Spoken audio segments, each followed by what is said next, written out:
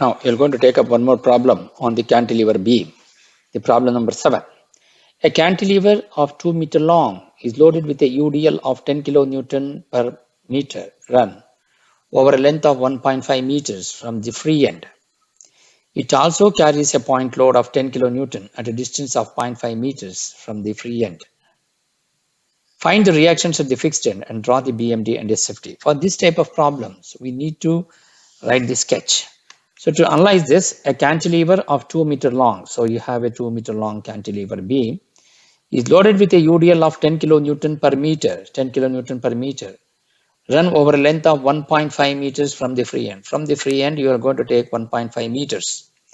And it also carries a point load. It also carries a point load at the point D of 10 kilonewton at a distance of 0.5 meters from the free end. Find the reactions at the fixed end and draw the BMD and SFT. So what will going to be the reactions at the fixed end? The reactions at the fixed end are the vertical reaction, the horizontal reaction, and also the reactive moment.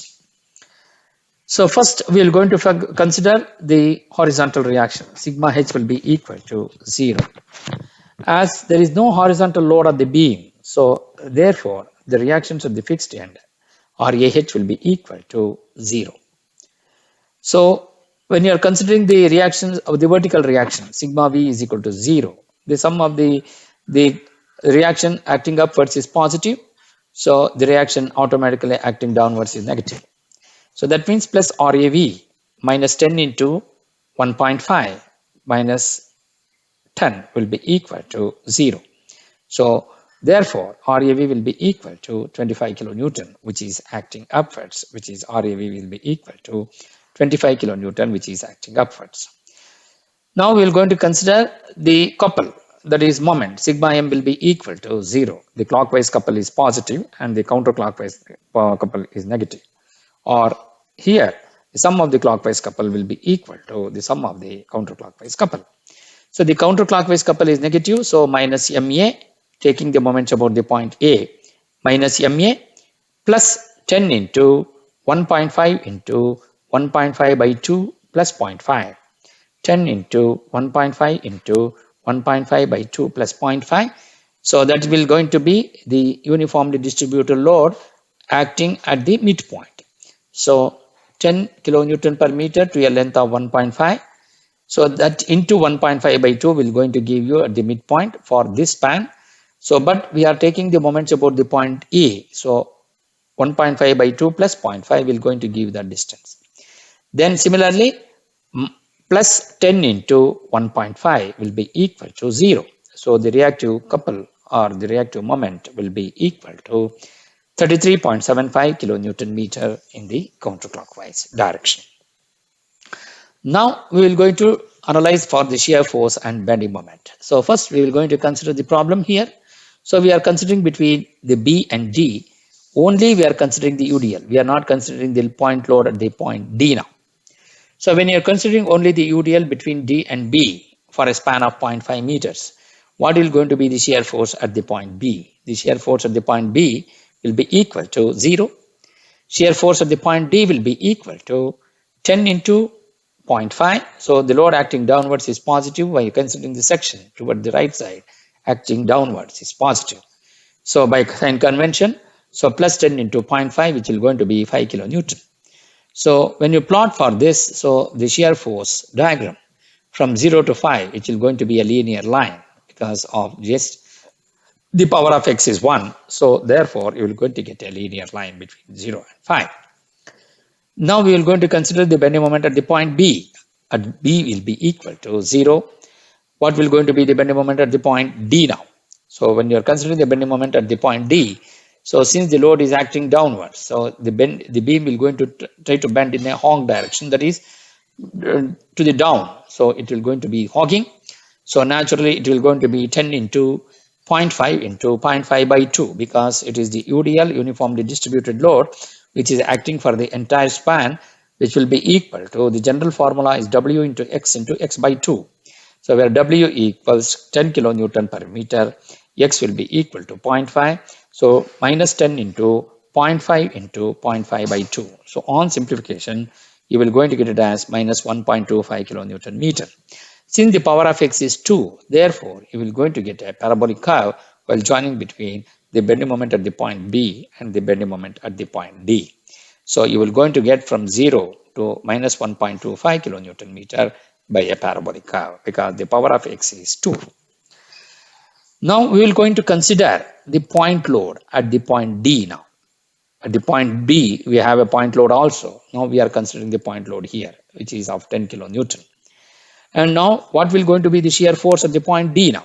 The shear force at the point D will be equal to plus 10 into 0.5 plus 10. So plus 10 into 0.5 plus 10, which will be equal to 15 kilonewton. So you're going to get 15 kilonewton. So the load will going to change. So from the 0.5, the 5 kilonewton, it will increases to 15 kilonewton because due to the point load at the point D, which is 10 kilonewton. So now, as there is no other load, as there is no bending moment at this particular point, at the point D, it is going to remain the same as the previous bending moment diagram. So the bending moment diagram is going to retain the same thing as the previous one, whatever we have. Now we will going to consider the further up to the point C now. So here we are considering the load from B to C. We have the 10 kilonewton per meter and also the point load of 10 kilonewton at the point D. Now when the shear force at the point C will be equal to 10 into 1.5 plus 10, 10 into 1.5 plus 10 or plus 15 plus 10 into 1. So because we are already at plus 15 plus 10 into 1 will give you, will be 25 kilonewton. Or other words, it will be 10 into 1.5, which is again 15 plus 10, it is going to become 25 kilonewton.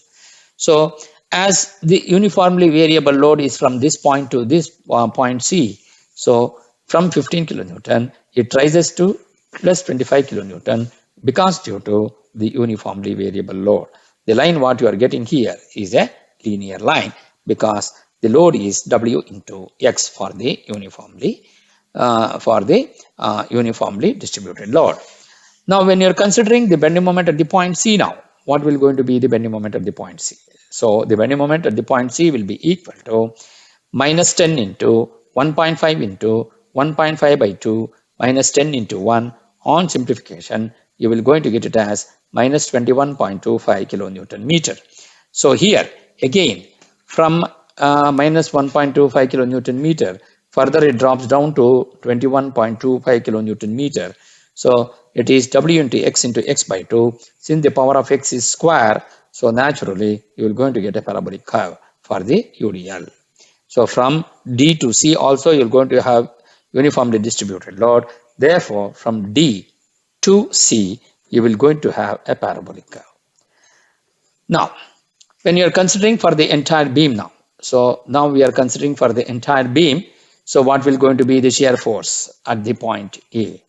So as we see from C to A, as there is no other load is acting, so it will going to remain the same. That means you will going to have plus 25 kilonewton. So between C and A, SF remains constant, which is 25 kilonewton. At the point A also, the load acting, which will going to be plus 25 kilonewton. So which will going to be this point. Now, as we are considering for the bending moment at the point A, so the bending moment at the point A will be equal to minus 10 into 1.5 into 1.5 by 2 plus 0.5 minus 10 into 1.5. So on simplification, you will going to get it as minus 33.75 kilonewton meter. So further the bending moment drops down to 33.75 kilonewton meter since there is no other load, since it is a linear line between 21.25 to minus 33.75 kilonewton meter. So this will going to be the final solution for this particular problem. Thank you.